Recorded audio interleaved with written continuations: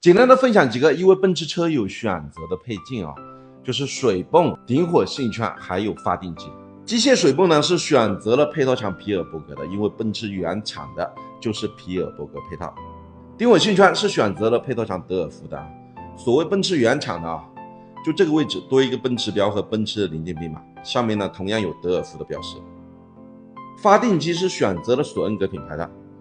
索恩格的前身是博士电机事业部啊，后来被我们国内一家上市公司正煤机收购了，所以现在叫做索恩格。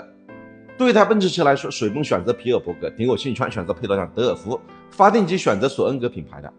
用这些品牌的配件，既能保证品质，又能把养车成本给降下来，是非常不错的选择。奔驰原厂的这些配件为什么贵呢？非常简单的道理，就是贵在奔驰的品牌价值。最后在这里呢，感谢这位奔驰车友的信任和支持，谢谢。